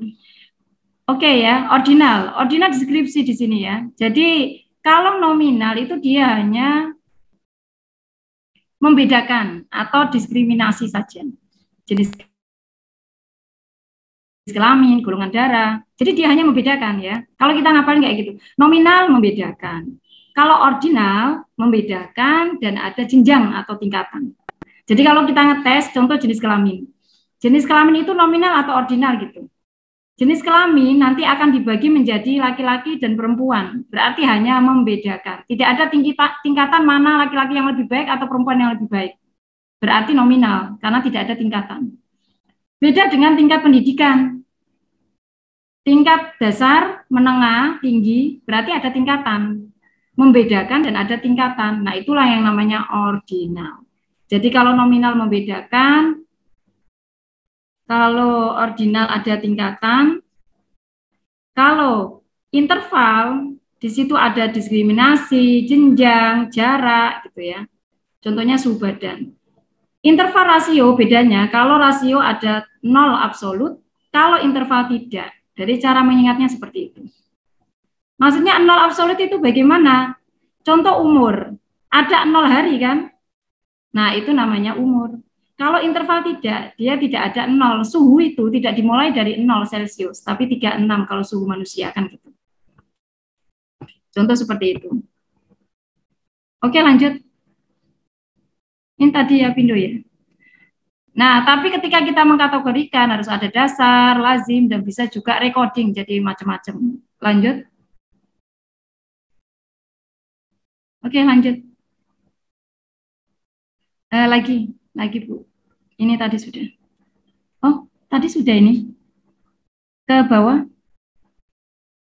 Iya, lagi. Oke, ya. Nah, bagaimanakah ketika kita mau olah data gitu? Anda bisa menggunakan SPSS. Ini adalah salah satu aplikasi sederhana di olah data statistik. Macam-macam olah data statistik itu. Bisa SPSS, bisa Lisrel, bisa Amos, bisa macam-macam. Tapi yang paling sering digunakan adalah SPSS. Anda install dulu aplikasinya, bisa Anda ambil juga secara track di internet ya. Nanti Anda bisa ngetik IBM statistik 2021 gitu. Oke, lanjut. Nah, nanti kalau sudah diinstal, nanti muncul seperti ini. Tuh. Nah, ini adalah tampilan SPSS. Ini untuk yang 18 provinsi. Nanti yang tampilan 21, 22 berbeda lagi. Gitu. Tapi pada dasarnya sama operasionalnya. Oke, lanjut. Entry data seharusnya lebih baik di Excel terlebih dahulu. Jadi kalau Anda merangkum hasil jawaban responden, jangan di Word, teman-teman. Jadi kalau kita dari kuesioner, terus di jawaban responden pertama apa, jawaban kedua apa, itu ngetiknya di Excel, jangan di Word. Ketika di Excel, Anda tinggal copy, paste, dimasukkanlah ke SPSS, jadi lebih mudah gitu. Nanti kalau sudah dimasukkan kayak gini tampilannya. Oke, lanjut. Oke, terakhir adalah sebelum klik olah SPSS, maka dicek dulu. Ceknya bisa lewat layar SPSS, bisa lewat Excel yang Anda rangkum tadi, jawaban respondennya. Tapi bisa juga dari layar ini. Anda bisa print, terus dicek gitu. Atau Anda cetak gitu. Atau langsung di layarnya. Oke, lanjut.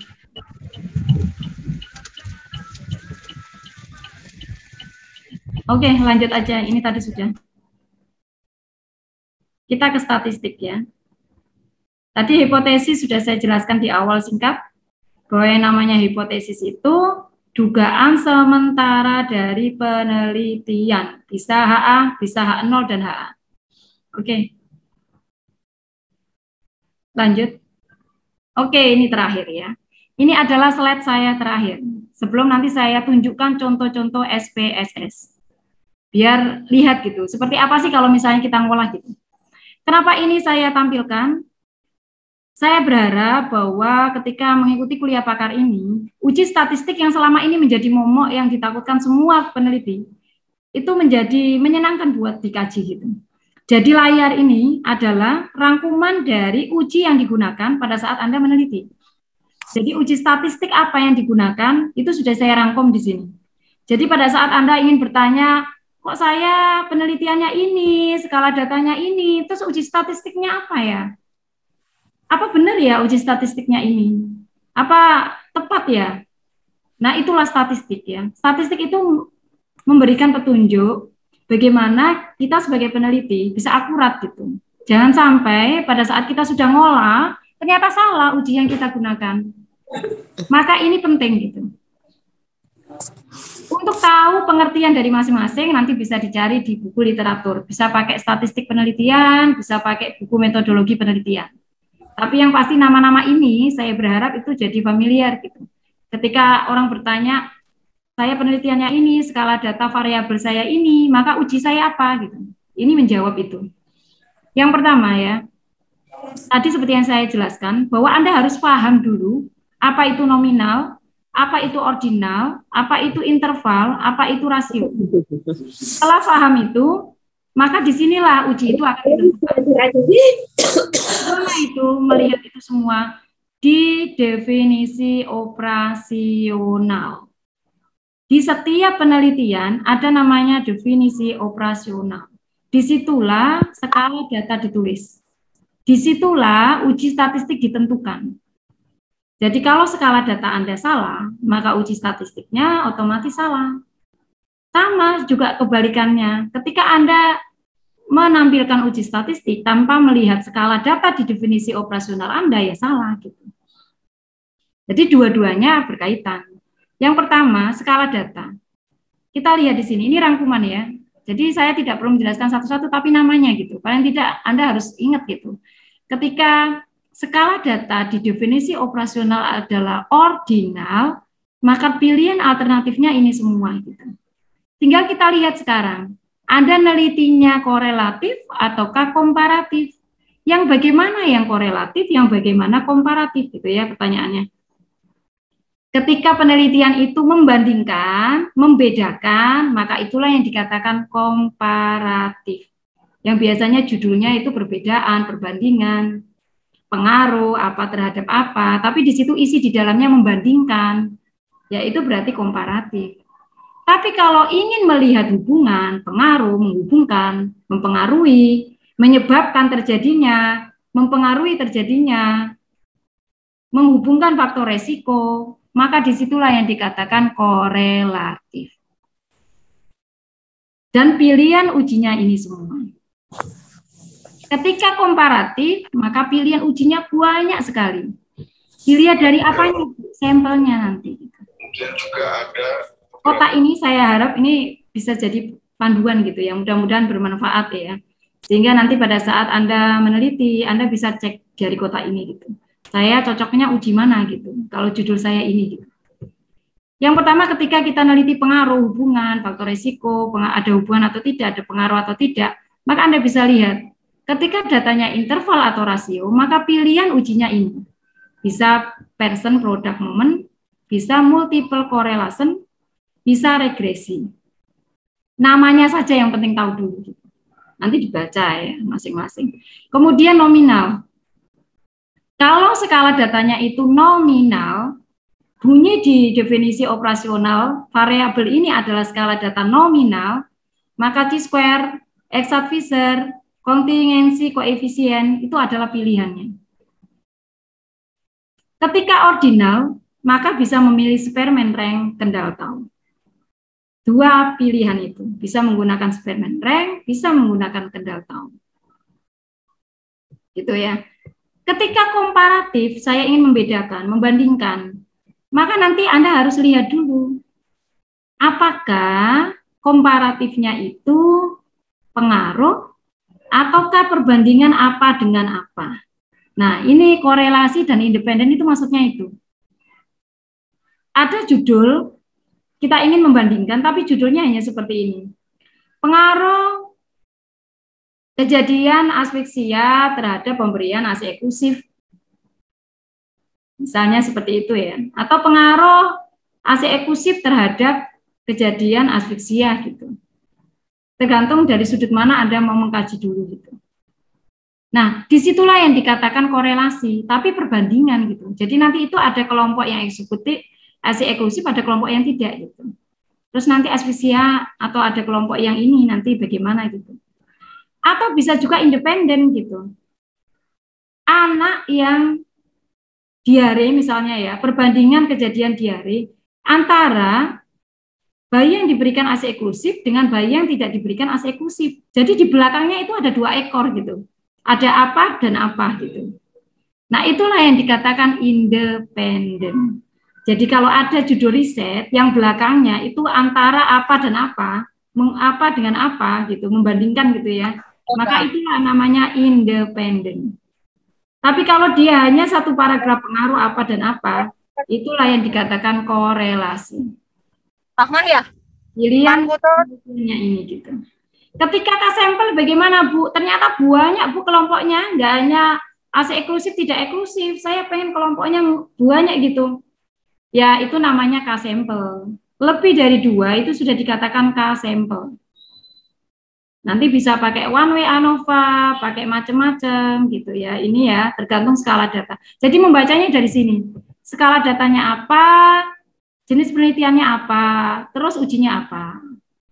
Kalau komparatif, skala datanya apa, jenis penelitiannya yang mana, korelasi ataukah independen, terus sampelnya 2 ataukah ada lebih dari 2. Sampelnya itu yang dimaksud di situ apa? Kelompok sampel. Kelompok sampel ya. Kelompok sampel. ASI eksklusif tidak eksklusif. Atau mungkin bayi lahir dengan berat badan lahir rendah, LSSR, atau sangat rendah. Itu berarti K-sampel. Contoh kayak gitu. Jadi itu namanya kelompok sampel. Ya, itu terakhir ya. Oh, next. Oke, next ya. Nanti bisa di-print terus dibaca. Ini rangkuman yang perbedaan yang sering digunakan ya. Eksperimen juga sering menggunakan ini. Ini rangkumannya saja ya. Oke, lanjutkan. Oke ya. Uji statistik itu tidak perlu repot dengan ngolah sendiri atau ngitung sendiri maksudnya. Jadi olah sendirinya dibantu dengan aplikasi. Jadi kenapa mesti repot memakai SPSS saja gitu ya.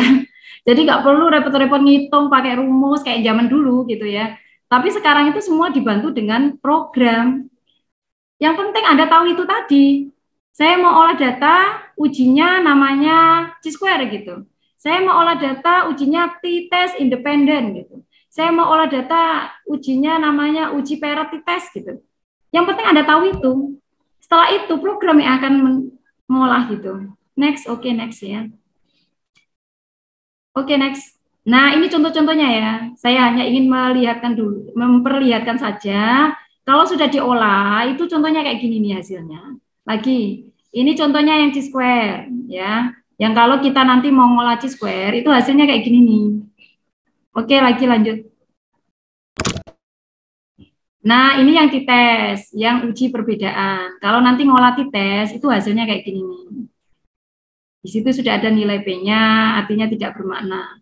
Pokoknya kalau lebih besar dari 0,05, p-value-nya 0,05 atau 95% tingkat kepercayaan, maka di situ dia tidak ada hubungan, tidak ada pengaruh, gitu. Tidak ada perbedaan. Dia harus lebih kecil dari p-value 0,05 atau tingkat kepercayaan 95%, itu poinnya. Oke, lanjut. Oke. Nah, ini contoh main Whitney. Tuh ya. Itu kan nilainya 0,00. Kebetulan di angka merah ini loh. Nilainya P itu maksudnya p-value ya, nilai P. Itu dia kurang dari 0,01. Karena dia pakainya 99% gitu. Tapi saya sarankan kalau kita penelitian dasar lebih baik 95% ya. Untuk amannya gitu. Jadi patokan kita adalah 0,005 gitu. Oke, lanjut. Regresi, oke, seperti itu ya contohnya ya. Oke, lanjut. Oke ya. Saya sudah selesai karena waktunya kita terbatas. Sebenarnya metodologi penelitian itu perlu dikupas masing-masing dan butuh waktu sendiri gitu. Itu tadi secara garis besar gambaran bahwa ketika kita meriset, maka hal-hal poin penting yang harus diingat itu. Gitu. Tapi di setiap item itu perlu dijelaskan masing-masing memang. Seperti hanya sampel itu butuh topik pembahasan sendiri. Sampel, populasi, sampel, sampling, cara pengambilan sampel gitu. Tapi itu butuh waktu sendiri gitu. Oke ya. Kita lanjut ke tanya jawab ya. Karena ini ya. Oh ya, moderator ya. Ke soal dulu ya moderator ya. Oke, moderator bisa mengambil, bisa di-on kan nggak apa-apa?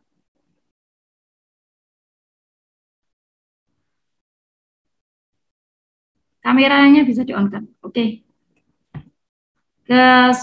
Kita ke soal sebagai penutup atau kita kasih kesempatan tanya jawab atau langsung ke soal, moderator? Mungkin kita ada sisihkan tanya jawab ya Bu ya. Oh ya, oke. Untuk teman-teman semua nih, mungkin kita akan masuk untuk sesi tanya jawabnya. Jadi silakan yang ingin bertanya langsung saja di-on mic-nya untuk pertanyaannya. Silakan. Ya, oke. Izin tanya, Bu. Ya, siap. Ya, kita diskusi saatnya ya. Tadi karena maraton gitu ya, karena waktu kita terbatas dan memang metodologi itu sangat komplit harusnya gitu ya. Tidak cukup gitu ya kira-kira ya. Ya, hanya beberapa saja ya yang ingin bertanya karena waktu kita juga terbatas ya Bu ya. Waktunya terbatas gitu. Mungkin nanti dua penanya gitu ya. Ya, Oke, Ibu boleh. Izin tanya, Bu. Iya. Ya, saya Siti Isyanti, Bu, mahasiswa Poltekkes. Saya mau tanya, Bu, itu pada tadi di slide yang tentang hipotesis, Bu, itu kan diterangkan yang pengaruh ya, Bu, yang judulnya pengaruh atau perbedaan, sehingga akan di hipotesisnya ditulis HA, ada pengaruh, ada perbedaan. Nah, itu pertanyaan saya, Bu, kalau penelitiannya judulnya itu analisis, itu hipotesisnya bagaimana ya, Bu? Ya, oke, terima kasih Ibu. Analisis itu sebenarnya adalah hubungan atau pengaruh, Bu. Nah, tergantung nanti analisis. Jadi analisis itu sebenarnya menghubungkan artinya ya, atau mempengaruhi gitu. Tapi lebih banyak seringnya digunakan kalau kita neliti judulnya misalnya analisis apa dan apa. Nah, itu nanti di tujuan khususnya Anda mau menggunakan menganalisis pengaruh ataukah menganalisis hubungan, itu bisa dipilih. Jadi analisis itu sebenarnya keterkaitan. Nah, mau diarahkan ke hubungan atau mau diarahkan ke pengaruh gitu. Jadi nanti di tujuan khusus tinggal ditulis gitu. Untuk menganalisis pengaruh apa dan apa. Untuk menganalisis hubungan apa dan apa. Itu sah-sah saja, Bu. Boleh. Hubungan boleh, pengaruh boleh gitu. Tetapi untuk judul-judul tertentu yang di situ lebih spesifik ke arah pengaruh, maka lebih pas pengaruh gitu dibandingkan kalau hubungan gitu. Keterkaitannya gitu. Jadi pengaruh itu sebenarnya dia ada sesuatu akan mengakibatkan terjadinya sesuatu. Itu dulu yang harus dipahami. Itu namanya pengaruh.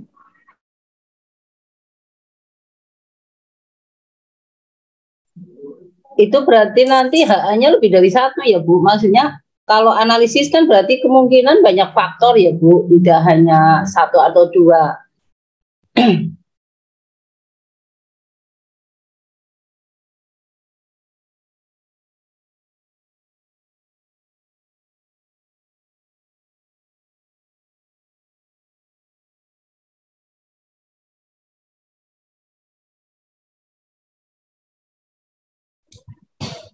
Oke, baik teman-teman, mungkin ada kesalahan ya dari narasumber kita. Oke,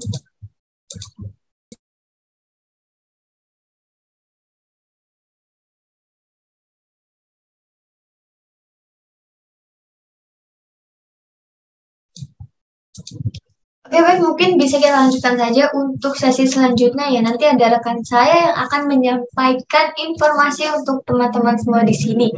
Nanti ada Mas Sahrul yang akan menyampaikan untuk informasinya.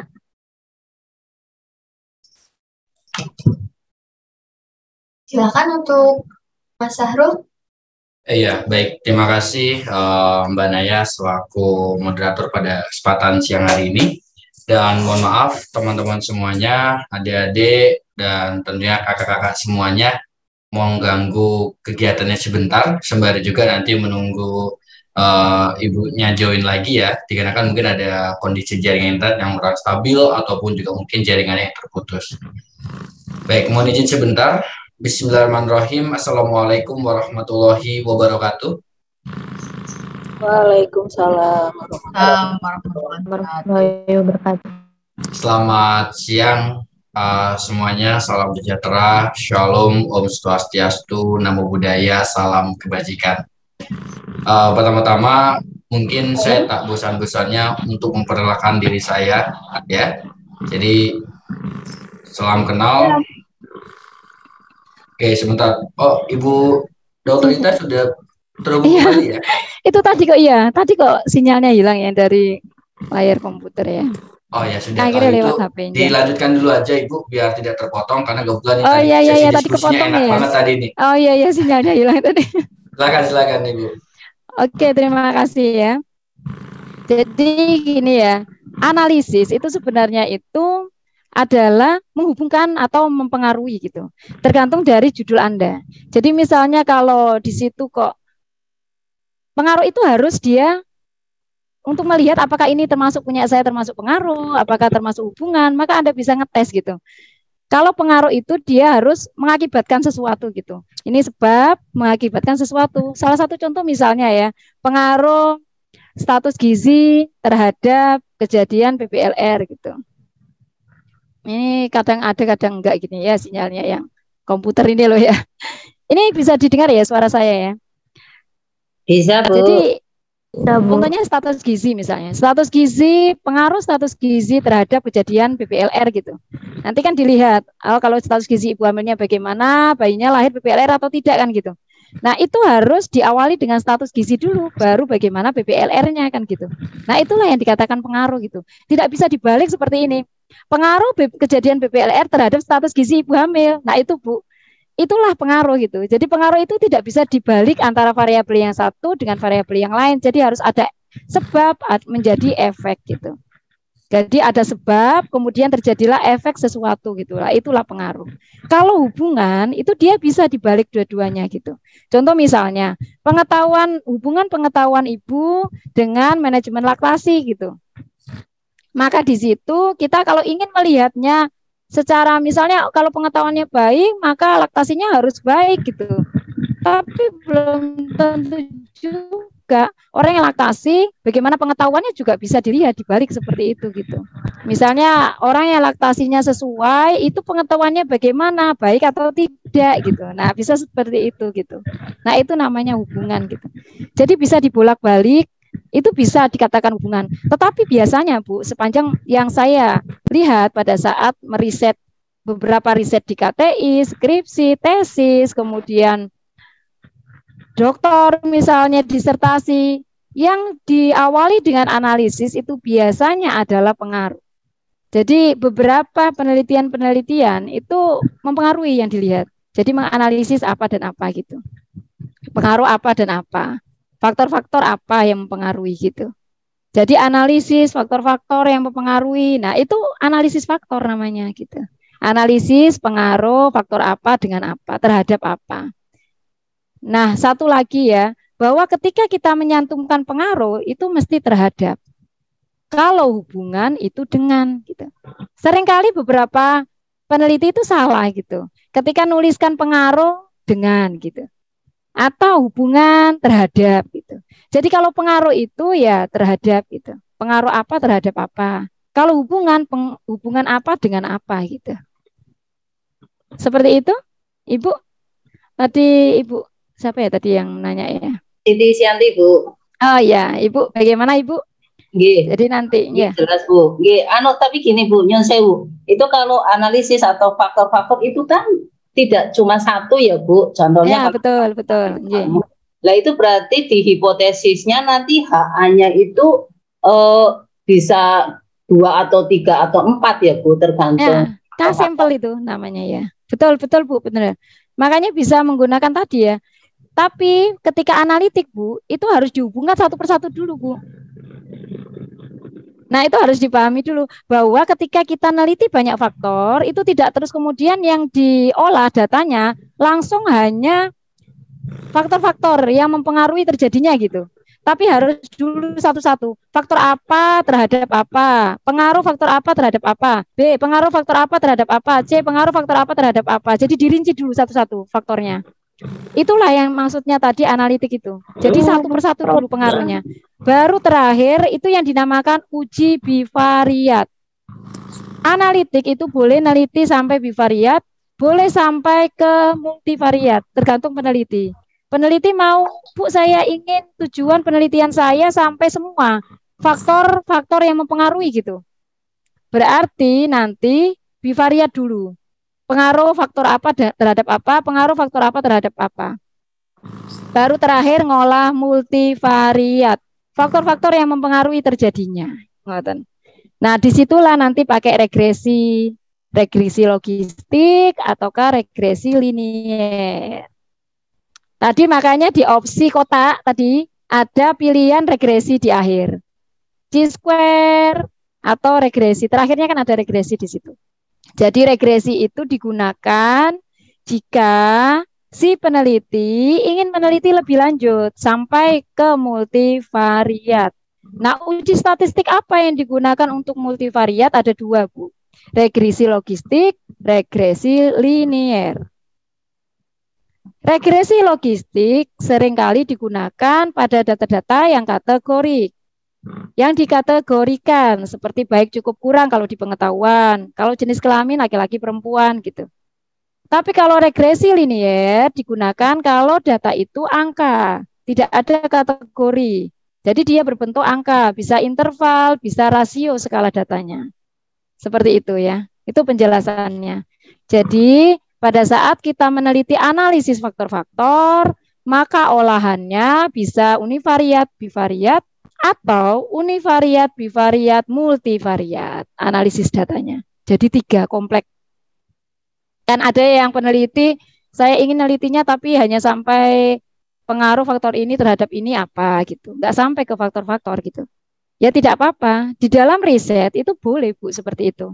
Jadi peneliti boleh hanya ngolah data sampai ke bivariat gitu. Tetapi kok eman sekali gitu. Data sudah ada, kenapa tidak diolah sampai ke multivariat gitu kira-kira. Itu malah lebih pas gitu.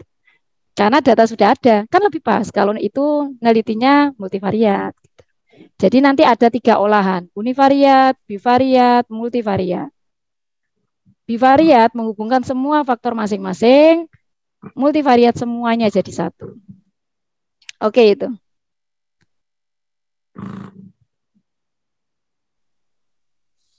Halo, gimana Ibu? Ji, Bu, matur nuwun.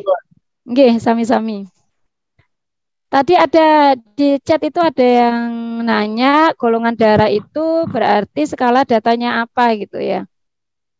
Golongan darah skala datanya nominal karena hanya membedakan golongan darah A, golongan darah B, golongan darah O, AB. Itu membedakan, tidak ada tingkatan. Artinya tidak ada tingkatan, tidak ada jenjang, itu berarti golongan darah A itu tidak lebih bagus dari golongan B atau AB gitu. Jadi kalau kita ingin ngetes ya, skala data saya ini benar atau enggak ya gitu. Itu dari situ caranya.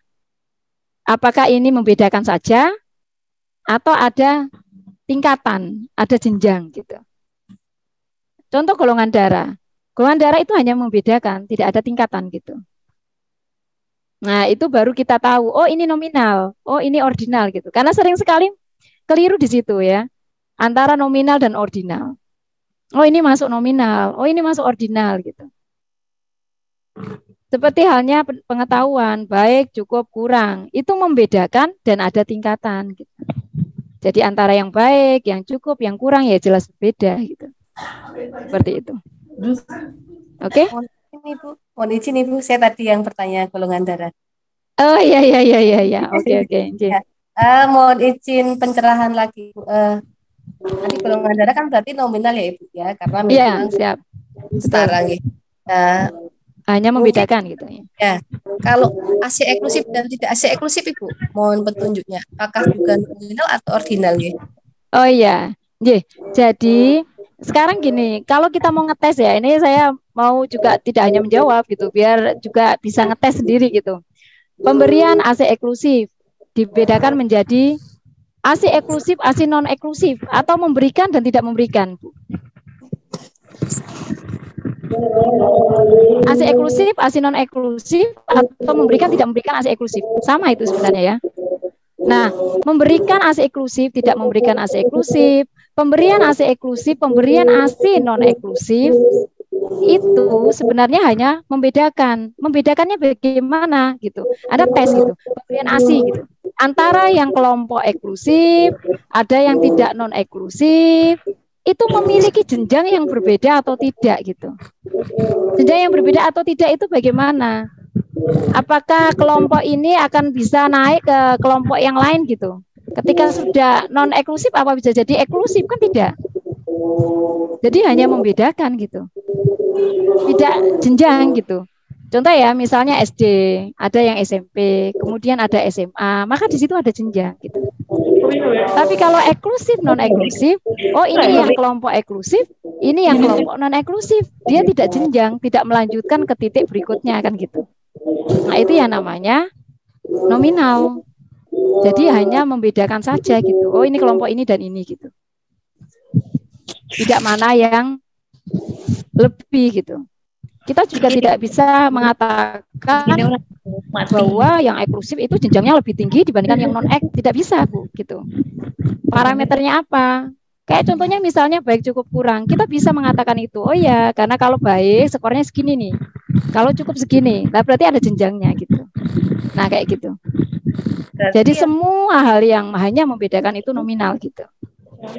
Berarti itu juga sama dengan yang misalnya perilaku seksual bebas dan perilaku seksual tidak bebas. Betul, betul. Itu nominal juga berarti ya? Ya, nominal juga. Seks bebas dan tidak gitu. Atau yang kadang-kadang yang neliti ada pacaran sehat, tidak sehat gitu, itu juga sebenarnya ya namanya pacaran ya tidak sehat semua ya. Jadi itu ya ada seks bebas, non bebas gitu. Kayak gitu. Jadi semua hal yang hanya ini dan ini, kelompok ini dan ini. Jadi kita mengingatnya gini, ini masuk kelompok ini masuk kelompok ini, oh berarti itu membedakan gitu. Tapi kalau dia ada tingkatan gitu, yaitu namanya ordinal. Iya, sama-sama. Oke, baik. Yang menyusun skripsi ya, Bu? Iya, Ibu, masih bingung terus ini. Oh iya, memang gitu ya, metodologi penelitian itu seperti itu ya. Iya. Jadi ya sama-sama. Nanti bisa dibaca yang skala data tadi ya. Oke. Baik, Ibu. Ke pertanyaan ya Bu. Oke, bisa moderator gitu? Ya Ibu, untuk masuk sesi selanjutnya atau bagaimana Ibu? Ya, ya. Ini dua penanya saja kan ya tadi? Iya Ibu. Kita masuk untuk selanjutnya nih karena waktu kita juga yang terbatas ya Ibu ya. Iya betul, karena waktunya sudah jam 12 gitu. Ya, mungkin sebenarnya kalau Medpen itu memang diskusinya luar biasa seharusnya, bisa sambil konsultasi. Jadi tidak apa-apa lah. Nanti misalnya ya kalau diperlukan nanya atau apa, mungkin saya bisa nomor saya diberikan tidak apa-apa. Nanti bisa japri gitu ya. Jadi ya, karena Medpen itu sebenarnya ditayangkan tidak apa-apa karena sebenarnya Medpen gitu ya. Medpen itu sebenarnya kita bisa diskusi gitu. Jadi sesuai kasus masing-masing, pertanyaan masing-masing gitu ya. Itu ya ibu-ibu ya. Jadi mungkin teman-teman yang nanti mungkin ada hal yang didiskusikan ya, lebih tepatnya ya kita diskusi aja lah bahasanya. Jadi tidak saling menggurui gitu ya. Lebih didiskusikan bisa kontak saya juga gitu ya. Karena memang kalau Medpen itu lewat diskusi gitu. Oke, sekarang mungkin ke moderator ke soal ya Bu, karena waktu terbatas, ini sudah jam 12. Bisa soal untuk penutup gitu ya. Ditayangkan soalnya mungkin. Oke, yang soal pertama, yang tadi ya, nah ini ya. Jadi ada seorang mahasiswa melakukan penelitian, gambaran pengetahuan Ibu Nifas tentang cara menyusui yang benar gitu. Skala data pengetahuan Ibu Nifas. Nah ini, skala data pengetahuan Ibu Nifas adalah apa? Nominal, ordinal, interval, rasio. Ordinal. Ya, serentak ya, berarti bagus ya. Jadi seperti itu ya, karena pengetahuan itu biasanya bisa dikategorikan dua, baik cukup kurang, bisa juga hanya baik kurang Ibu. Jadi jangan berpersepsi bahwa yang namanya ordinal itu selalu baik cukup kurang. Karena pengetahuan itu juga bisa hanya dua, baik dan kurang. Ada beberapa riset seperti itu. Oke ya. Soal kedua ya.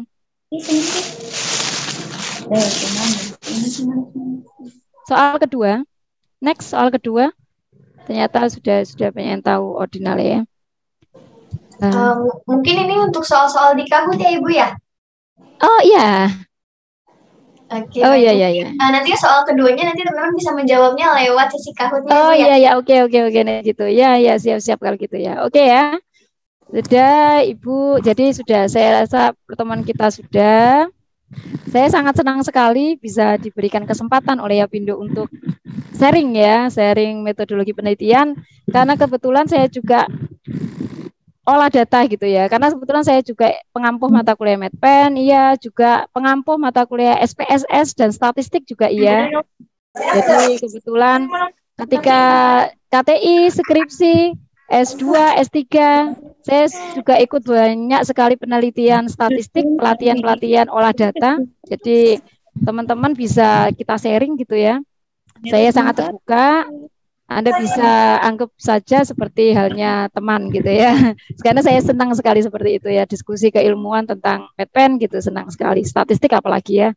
Karena itu adalah mata kuliah pilihan saya saat S3 dulu, saat doktor ya. Itu terima kasih dari saya. Nanti perlu nomor HP atau tidak?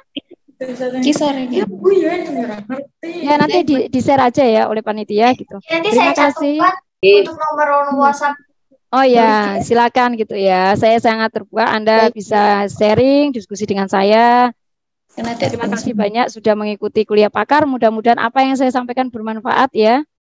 Saya selalu lancar risetnya, KTI, skripsi, tesis, disertasinya mudah-mudahan lancar, cepat lulus. Dan juga yang pasti ya bahwa metodologi penelitian itu penting sampai kapanpun Anda butuh itu gitu. Terima kasih. Assalamualaikum warahmatullahi wabarakatuh. Waalaikumsalam warahmatullahi wabarakatuh. Nah, untuk teman-teman semua di sini jangan ada yang live dulu ya karena kita masih ada sesi Kahoot nih. Jadi teman-teman nih bisa disiapkan untuk handphonenya untuk di sesi Kahootnya. Linknya sudah saya taruh di chat kolom komentar. Oke, silakan teman-teman. Tapi aku dari kelas, aku langsung keluar. Oke, bisa saya mulai ya teman-teman ya. Iya. Oke, baik. Siap-siap teman-teman. Oh, bener Mbak, lagi mulai loading ya, baca bareng-bareng Mbak. Mengerjakan bareng-bareng. Oke, untuk soal yang pertama, silakan teman-teman. Tepatkan minum tablet FE terhadap kadar hemoglobin ibu hamil apa?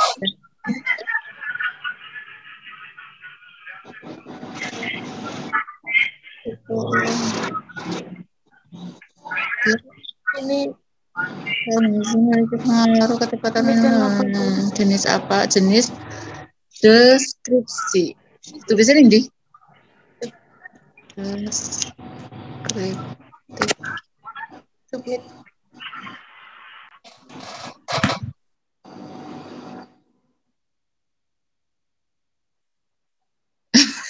Analitik oh ya. Korek apa? Salah ya?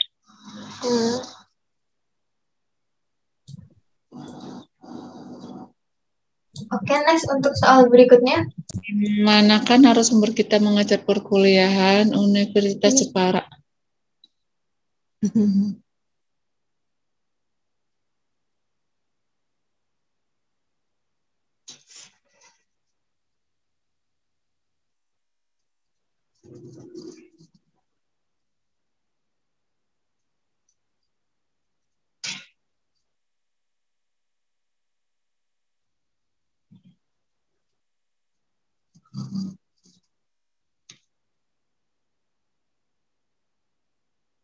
Desain penilaian kontrol yang tepat untuk penelitian pada soal sebelumnya.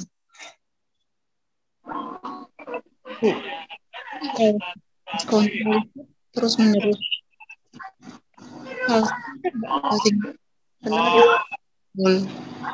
Betul. Mohon maaf Kak, kalau mau menjawabnya tuh mencet yang mana ya Kak? Ini jadi pencet warnanya ya, kan sudah terlihat dari assessment saya jawabannya. Nanti teman-teman bisa langsung pencet aja yang menurut teman-teman jawabannya itu benar sesuai dengan warnanya. Tahu deh teman-teman mundur. Nomor 3. Kedua deh. Hah? Kedua. Ini. Dua boleh? Dua di mana apalah? Menteri Kebidanan. Waalaikumsalam.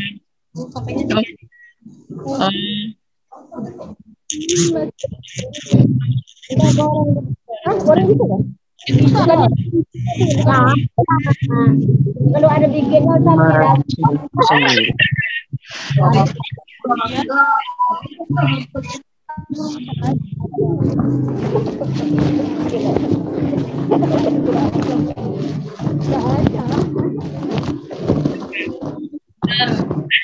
poinnya tambah kenapa tuh?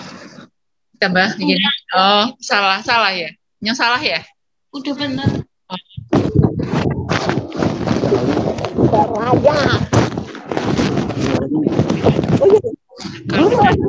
ada ordinal itu.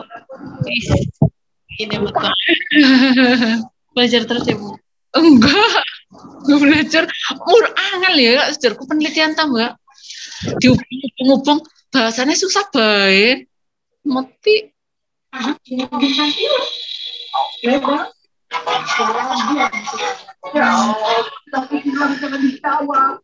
Oke, untuk soal yang terakhir ya teman-teman. Sumber kita Dr. Mawati, Dr.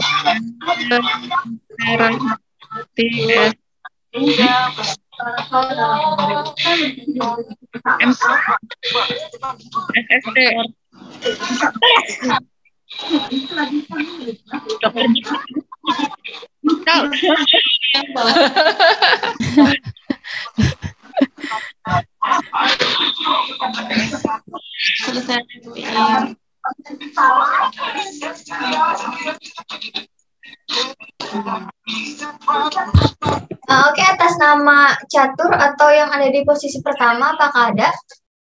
Catur, posisi pertama Catur. Apakah ada? Silakan di screenshot lalu bisa hubungi nomor yang sudah saya cantumkan di chat kolom komentar ya, atas nama Sophie. Apakah ada untuk pemenang pertama?